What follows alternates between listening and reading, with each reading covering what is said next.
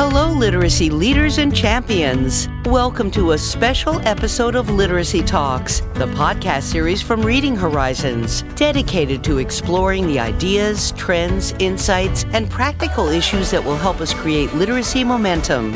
This podcast episode was recorded live during the 2022 Reading League Conference and features guest drop-ins and interviews with the profession's transformative and inspirational educators. It's a must-hear program for everyone connected and committed to reading success. Our series host is Stacy Hurst, professor at Southern Utah University and chief academic officer at Reading Horizons, where reading momentum begins. Joining Stacy are Donnell Pons, a recognized expert in literacy and special education, and Lindsay Kemeny, a Utah-based elementary classroom teacher. Let's join the conversation. Welcome to this episode of Literacy Talks. This is a special episode because we are recording live at the Reading League Conference. We are currently at the reception that is taking place on Thursday night after the first day of the conference, and we have an empty seat here because we are going to have people join us and tell us about their conference experience. And Stacy, I just have to say, you've kind of underplayed the environment we're in. This has been rather challenging to record. So we've had some fantastic work behind the scenes. We've had to shift and do different things to make sure we're getting sound quality for you. It's a great museum. That's the space that we're in. And people are talking and having a good time at a reception, and there's music. But that can be challenging when you're trying to record. Yes, for sure. And we're grateful for... I said our crew, but if we're being honest, it's our crew of one. His name is Scott, and he's amazing. Thank you, Scott. And you better not edit that out. Lindsay, anything to add about our fun location? Oh, did we say where we are? We're in Syracuse, New York. Oh, yes. So it's Yep. beautiful here. It is really pretty in the fall, right? Lots of leaves and stuff. So we already have our first guest here, and Rhonda and I go way back. We met in person at the Plain Talk Conference. But Rhonda, tell us where you work and what you do. So I am an associate professor at Eastern Oregon University. I teach mostly literacy classes, and I just newly developed in the last year a reading clinic to train pre-service and in-service teachers, and also to serve kids who are struggling readers in our area. And if any of you want to know more about her clinic, I recommend Googling her, finding her, because you did a lot of work to put that together, and it is serving a lot of people. Yeah, it has taken off in a way that I don't think I could have predicted, and in a way that has kind of met me at my capacity and trying to figure out, like, how do I continue this and even grow it without killing myself. That's one of the great things about the Reading League Conference is that we're bringing so many people together that are focused on literacy. And Rhonda and I know each other in our capacity as professors. So yesterday we had the opportunity to join a summit of higher education. And how did that go for you? I was amazed at the power of that. It was just so great to be in a room with our people. Many of us are at universities and we're lone wolves in our departments. So to have this group of colleagues that we know we can count on to have our backs was huge. And just the amazing energy and amazing knowledge in that room. Unbelievable. And of course, Louisa Moats as the keynote was no big deal, right? Yeah, she's amazing. Jaws dropped. Yes. Yeah, it was great. And you know, I've got to say, this was a great idea. Kind of explain a little bit about what it is. Well, to be totally accurate, I just mentioned the idea to Stephanie Stoller, and she coordinated the whole thing. And it wasn't, I don't think I was the first one to have it. She talked about before how people were saying, oh, we should all get together. And so this just really, I guess my sentence, literally it was a sentence, was the catalyst. But she coordinated it all. She's going to stop by, so we'll get to talk with her about it. And Rhonda, I loved what you said, because it was an opportunity. We'll come to these conferences and we might coalesce around, like you say, if you're a group of teachers, Lindsay as an educator, you've been able to meet other educators, that's fantastic. We kind of get into these groups. How nice it is to have an opportunity that's intentional to make sure that college professors are meeting each other, because, we talk about the front line, and there are a lot of front lines in the literacy contingency. classrooms, front line, but also teaching educators, right? And being in the universities where you might have to be up against some things that are, institutionalized thinking, and you're changing things and shifting ideas.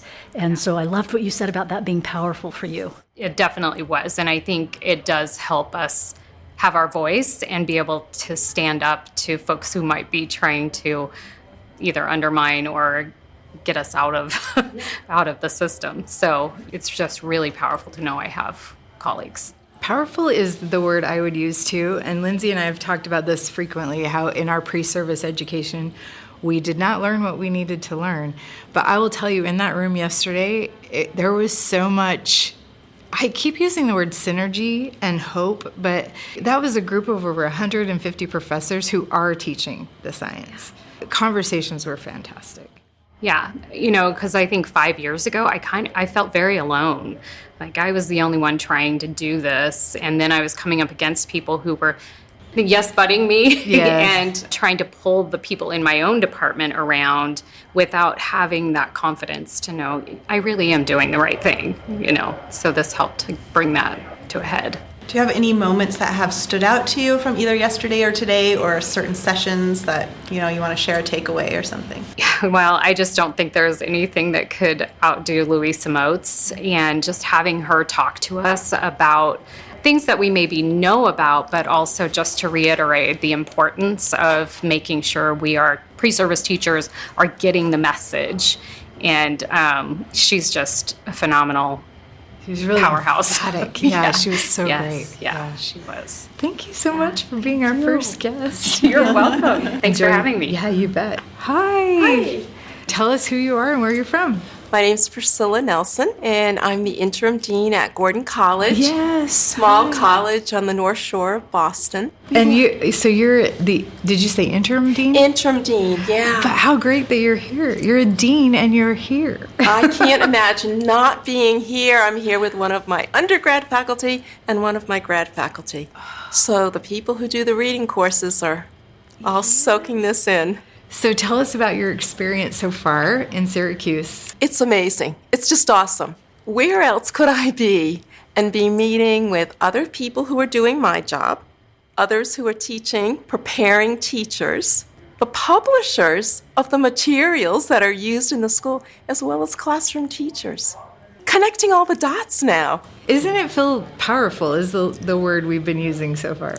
It feels to me, having been doing this for like 20-some years, I really feel like we're on the precipice of something big. You said something interesting, 20 plus years, you're so right.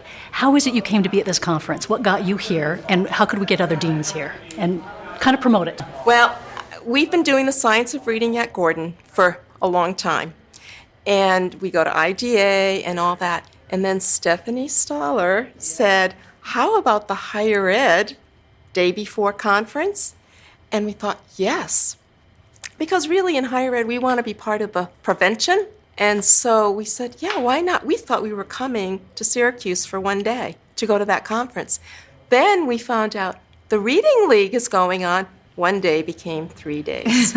So that's how we came, and I would highly recommend it. And yesterday was so powerful. We were talking about that with our last guest too, and hearing Louisa Moats. She is so good. And it is good to hear that you've been teaching the science of reading for so long. If you had advice for anyone that is going into teaching, what would you say to them?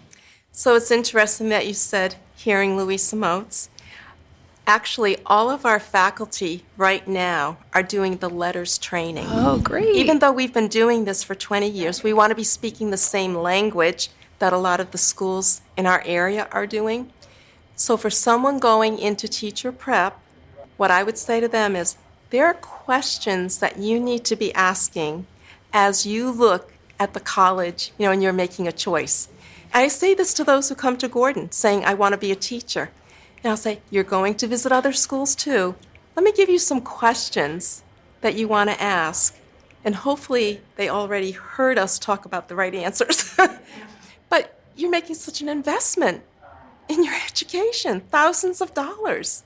Yeah, that's great. What are the questions, just for our audience? Well, those questions really have to do with, are you going to be prepared to teach all students? Because there are some that are going to come who is going to feel like they came learning to read already. They don't, almost like they don't need me. What about the ones who do have a learning disability? Maybe it's even run in their family. What about the ones who are English language learners and perhaps they know more English than their parents? You can just keep on going down the list. What about, what about? And so we want to learn those methods and practices that are proven to work with all students. Yeah, that's great. And I hope people ask those questions. So thank you for sharing those. Thank you. And thank you for joining us. We're so happy you're here. Welcome. Tell us who you are and where you're from. Thank you. I'm Kevin Hansford. I am the superintendent in Kingman, Norwich, USD 331 in Kingman, Kansas, which is in South Central Kansas. Wow, thanks for being here. And we're thrilled to be here. We brought a team of 7. We're excited. A superintendent and a team. That's so cool. Great. Do you have a major takeaway from today's conference or a session that you particularly enjoyed? So I think certainly the opening keynote was really, I think, impactful for us. While in our district, equity looks different than in many other districts. We're primarily rural and, we have mostly, white population. However, access to literacy for them is critical. And so we have farming communities, and we just want to make sure that every student has access to high quality literacy instruction. So it's been really exciting. And I do have a great team of folks. I love that you came together. What brought you here as the superintendent? So we started talking about the science of reading, and our teachers are getting letters training right now and in K3. And I was a former first grade teacher who just recently came to realize that I didn't actually know how to teach kids to read, which was devastating. So I have to be honest with you. But at the same time, really left me feeling like, as a leader, it's sort of imperative that we make sure that every teacher does know and have access to this knowledge base for the sake of our kids and our families. So it's been a great learning journey, like I said, with these folks, and they challenge my thinking and ask me lots of questions, and so it's only made me a better leader. So I'm just I'm really fortunate to be part of a team that really is dedicated and committed to making sure that we can provide high quality literacy instruction to our students. Well, it really is systemic, and having a superintendent here is just awesome. What would you say to other superintendents about literacy? Well, I would say if there is another focus that you're spending most of your time on and it isn't literacy, you're probably not spending your time in the right places. It's easy to get bogged down in the politics of education, the finance of education, all the other things that sort of, try to pull us away from what is at the center. But I would really, consider reading. All you have to do is read like the Emily Hanford piece or something like that, and immediately that there is a problem. And if you weren't aware of it yet, it's bigger than you could have ever imagined. And you ought to consider shifting your focus really quickly to making sure that this is a big part of what you're doing. Kevin, I love that. I hope every superintendent is listening. Yeah, You're fantastic. And replay it.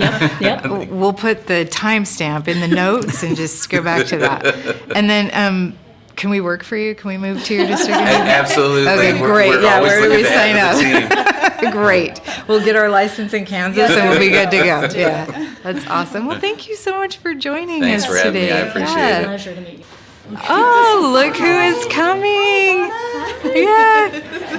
Donna, the science of reading. Fantastic. Yeah. We know who you are, but for the audience, will you just state your name and what you do? Hi, I'm Donna Heitmanek. I'm a retired reading specialist and educator and turned reading advocate. And I started a Facebook group called The Science of Reading, What I Should Have Learned in College. A little Facebook group. I think we're going to hit 180,000 this weekend. Oh my goodness. Yeah. I'm also going to take issue with your word retired. What's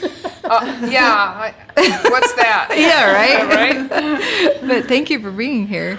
Hi, Lori Severino. I'm a retired professor from Drexel University and former special educator, and now co-founder with Donna on Credentials Unlimited with credentialing teachers in the science of reading. That's so great.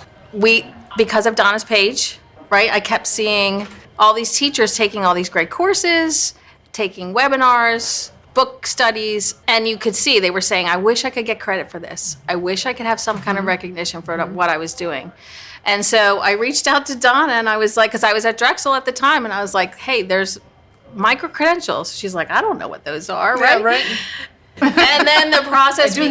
Now. Yeah, she does now. And it was just one of those things that we started to talk to people.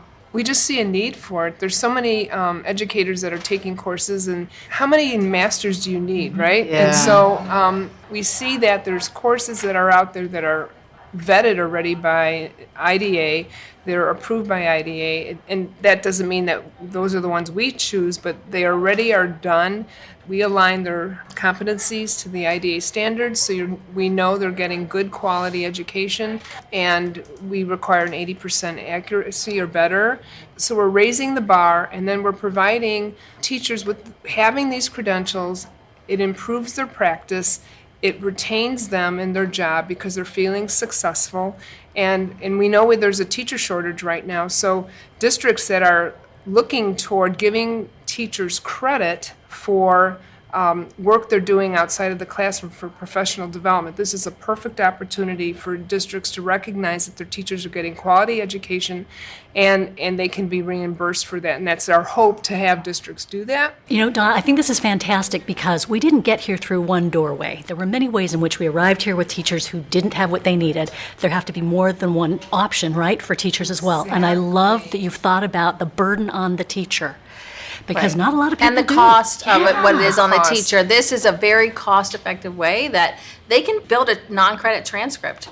That's so great. When you're getting ready to be hired, or you're looking for a different kind of job, it goes on your resume, and the competencies of what you have proven that you know are right spelled out for there. They can get a non-credit transcript that says, this is what I have, this is what I've built.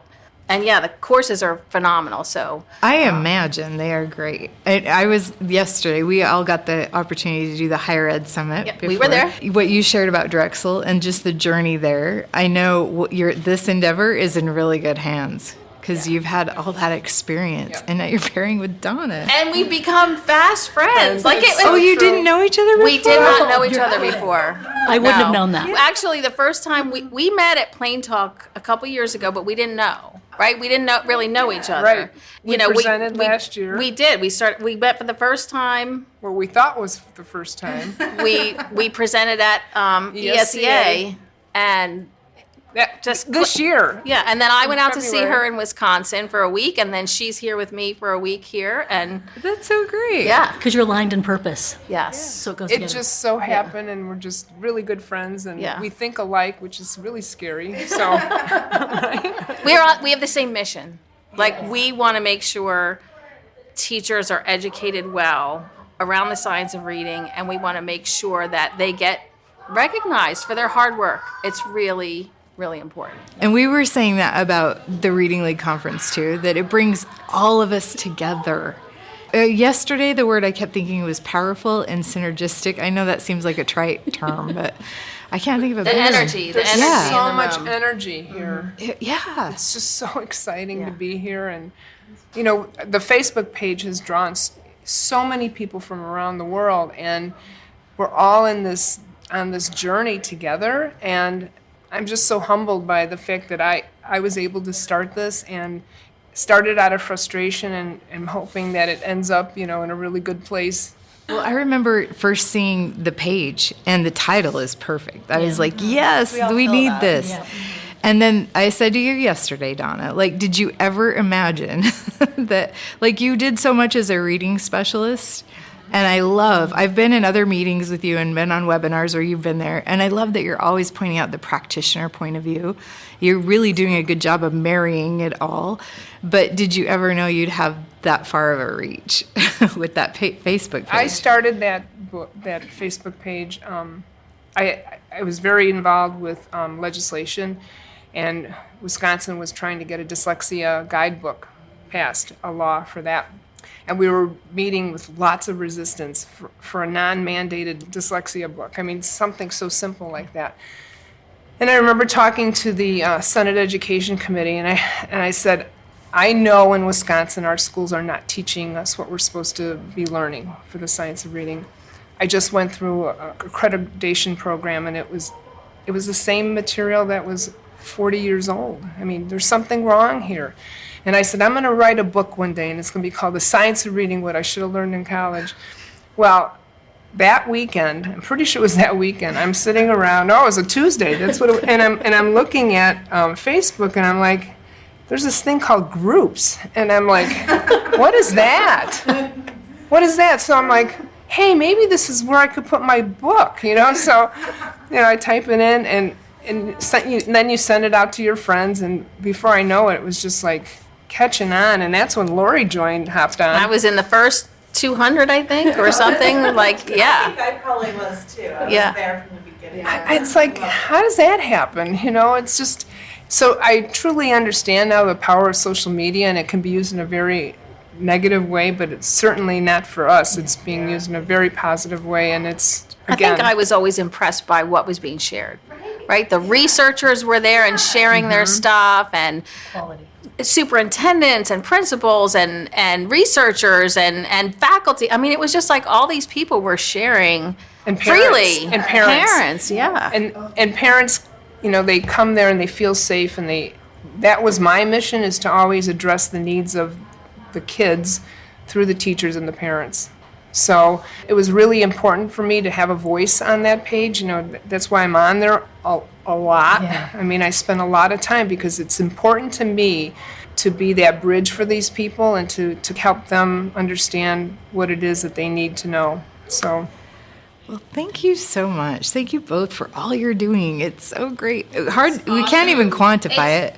This to us, I think when we came in here yesterday, and that yesterday was powerful, right? University professors all in the same room. For like sure. we've been hoping and hoping for that for so long. Yes. And it's finally happening. But when you've been doing it for so long, and now you see this building and build. Used to be before you had to be like, don't say the word science of reading, or we can talk to like-minded people, and everybody's moving forward. It is so awesome. Great. Thank you guys so much. We can't thank you enough. Thanks for having us. Thanks for joining us. Fun. We didn't open mic. I mean, this is like the best. That's awesome. Thank you for coming. Yeah, well, we love it. Yay. Yeah, thanks. We might have you back on our regular podcast later. We'll reach out. Okay. Lori, Donna. Sounds good.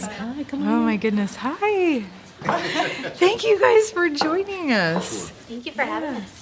So we are just going to start by asking you each to introduce yourself and tell us who you are and where you're from, what you do. My name is Larissa Phillips. I'm from Cincinnati, Ohio, and I am the Assistant Director at the Center for Reading Science at Mount St. Joseph University. Ah, yes. My name is Eugene Greenfield. I'm from Columbus, Ohio, and I work for McGraw-Hill as a national reading trainer.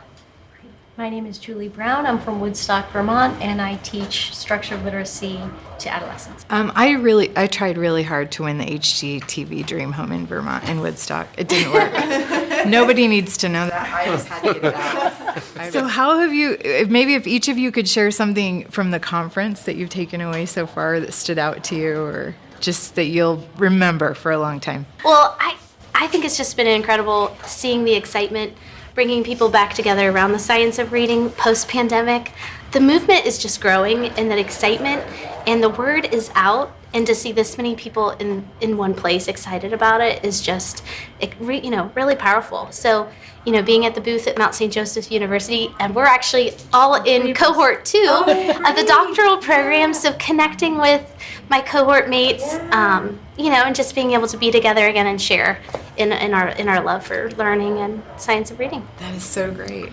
I think for me, kind of piggyback a little bit, the opportunity to be in a safe place with like-minded people who believe that all children can succeed and that they all can read, and there is a structured way to do that. And oftentimes when we go back into our silos, we don't often find that. So to see everybody here, to go to the wonderful speakers, we had a good friend of ours here in the future, Dr. Brown, who presented some wonderful information on getting adolescents to read. And so it's just the whole vibe of the whole last 2 days have been quite amazing. What about you? The biggest takeaway for me was hearing from Dr. Dyslexia Dude and putting a face to the statistics. And these are not just numbers. These are people growing up without agency and dignity. through literacy and his powerful story that you're never too old to learn to read. And what Dr. Nash poured into him is sometimes what it takes.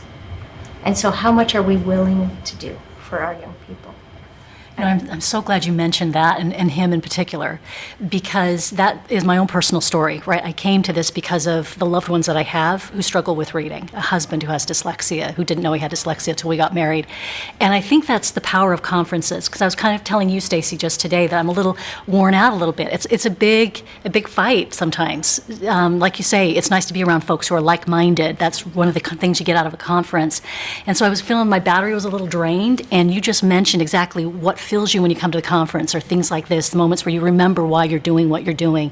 And there's more than just one, right? So you remember, for every one of the individuals standing on the stage, there are many more out there who need help. And so I love you reminding us of that. It's fantastic. And I think his story, too, is indicative of a lot of people who are out there. I still struggle with reading. Some of us even in this program, I have 6 children, as you mentioned. And because I'm on the road a lot, some of them are struggling with reading. And I'm not there always to help. So growing this movement is ever more important. Not just may how it affect you personally, right? But people that you know, maybe even family members. It's really important. So Julie, you presented today. Do you want to tell us a little bit about what you presented about?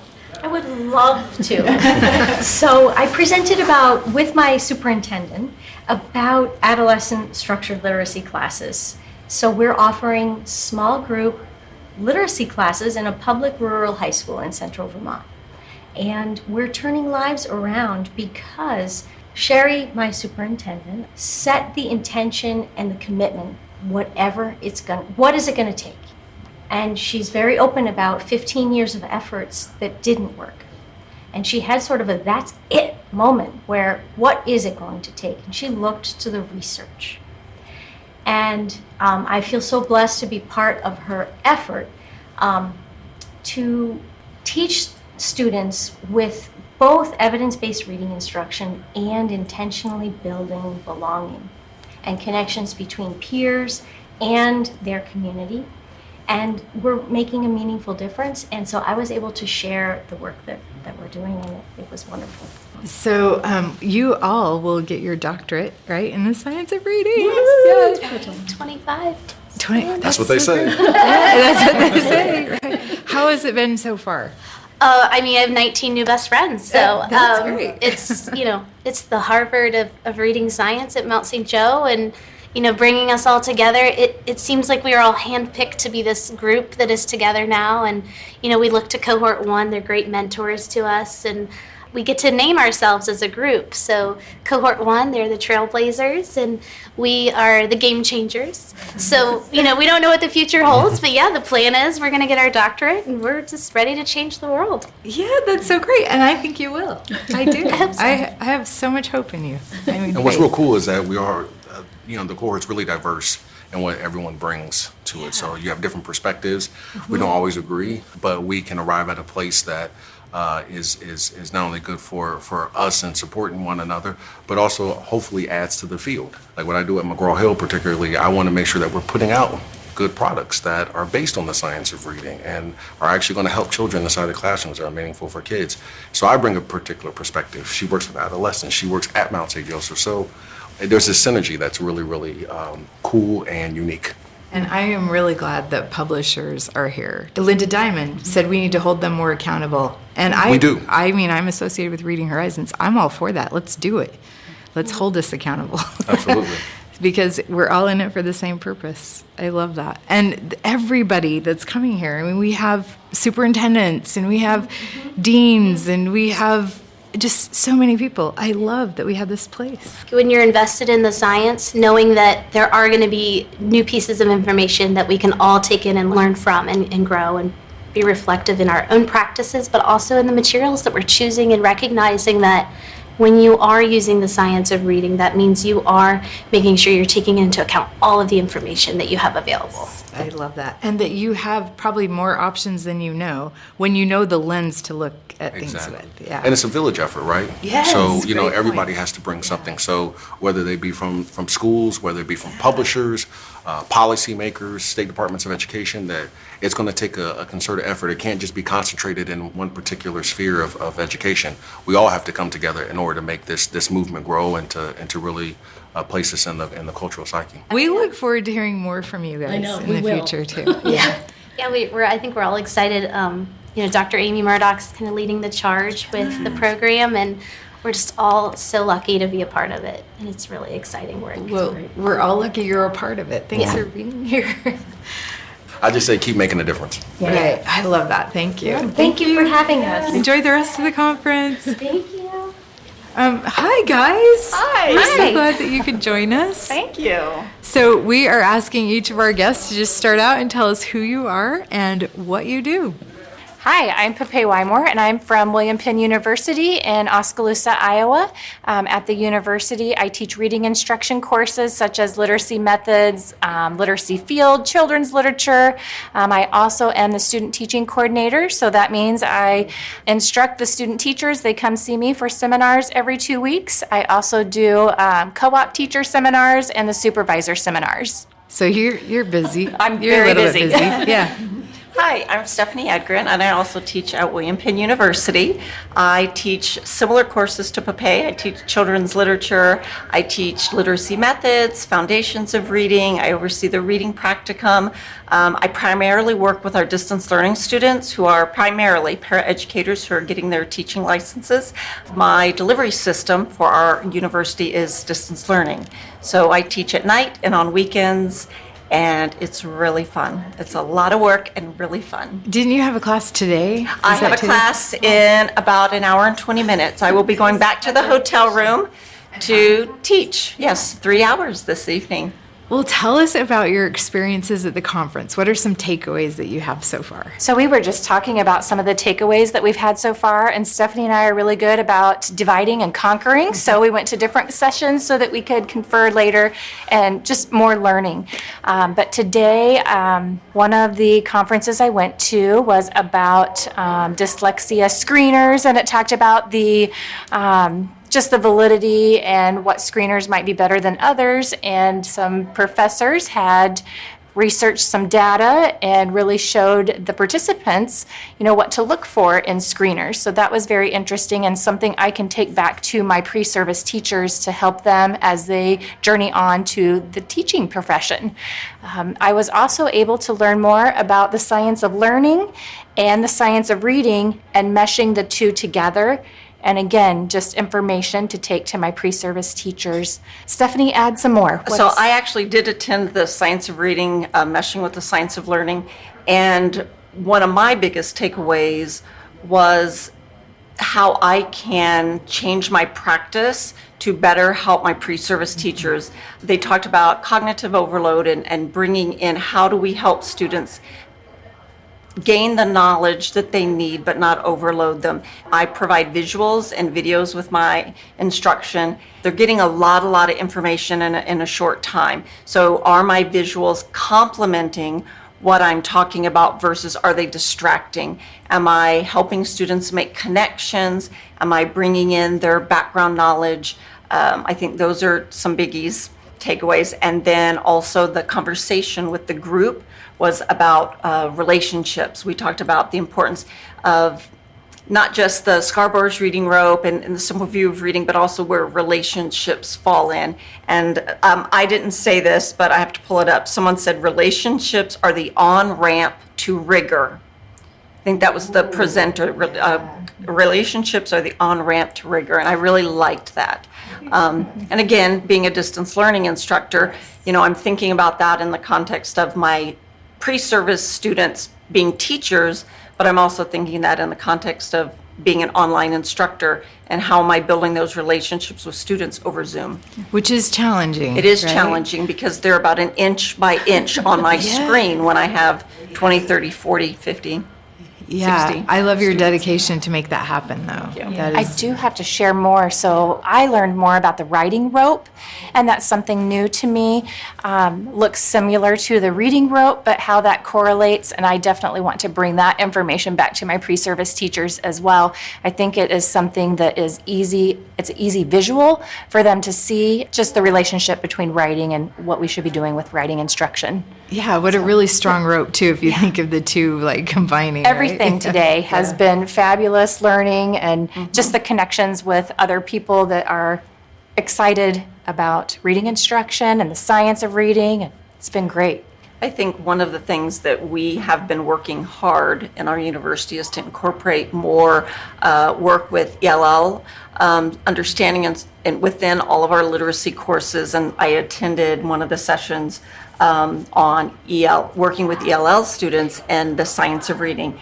And the little nugget that really stuck with me, the presenter picked up the clicker and she said, you know, what we need to know is, does the student need the context and the label, or do they just need the label? So do they understand what a clicker is in their first language?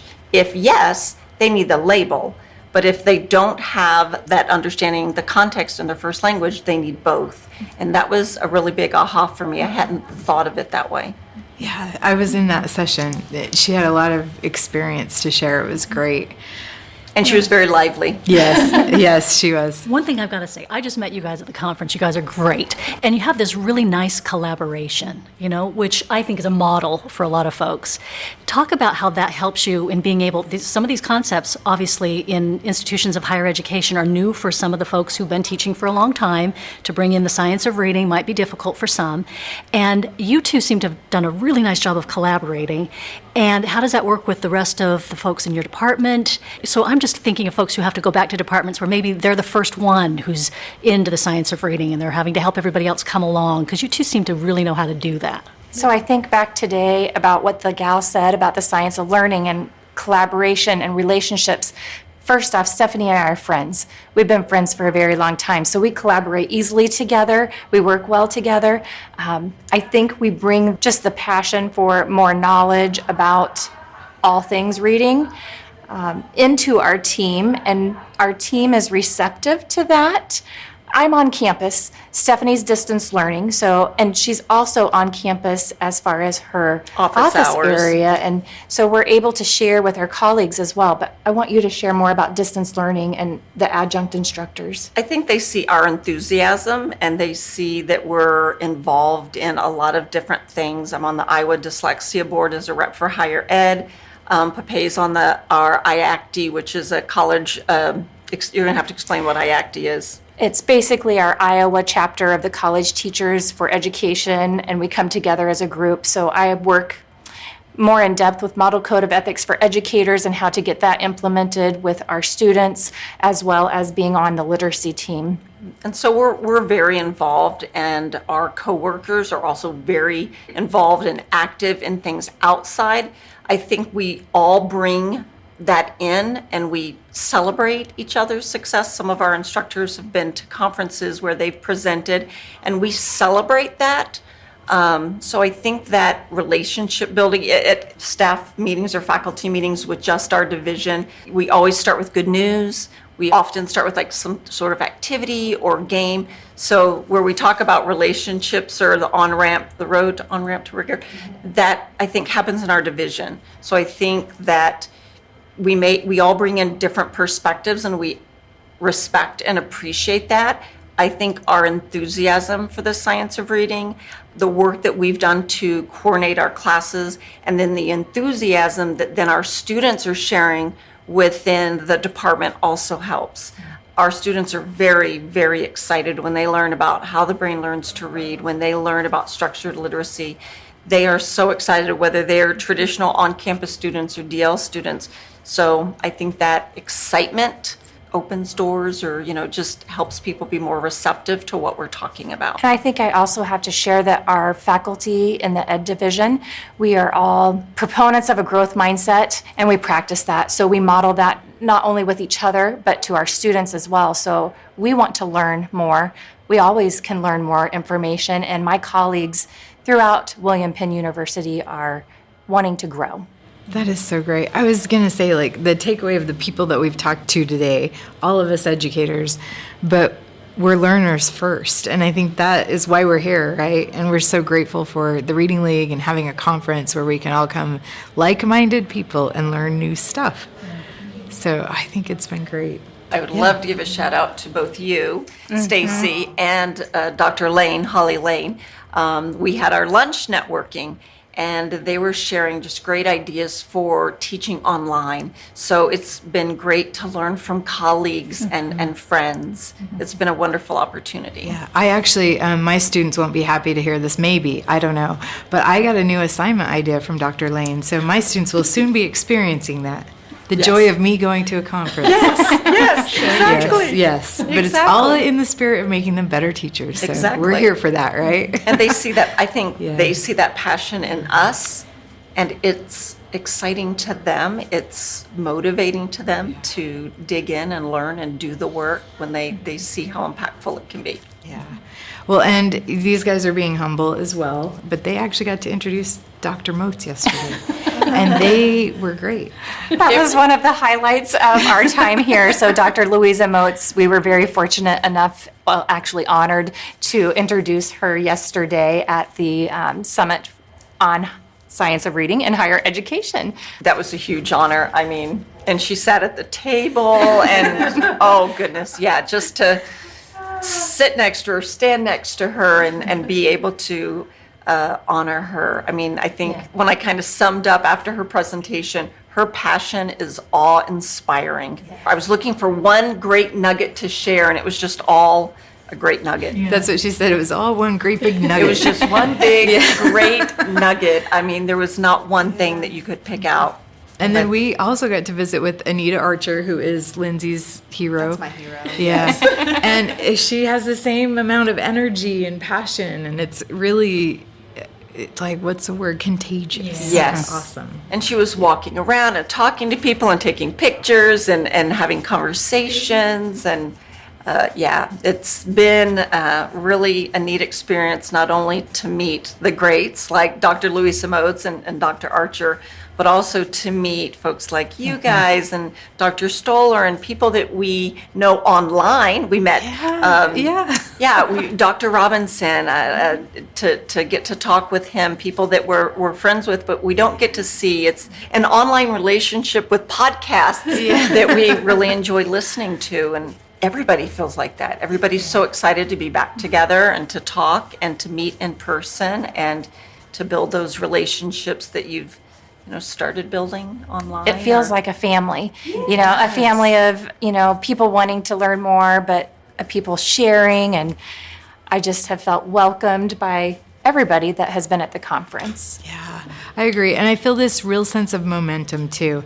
We talk about science of reading as a movement, and the sociologist in me is analyzing it on that level, but I'm feeling it too. It's really empowering. So thank you guys for what you do, and thanks for joining us. Thanks for having us. I'm so glad you came. Thank you so much. Enjoy the rest of the conference. We'll just wrap up really quickly, though. One takeaway from our interviews, really fast. Lindsay?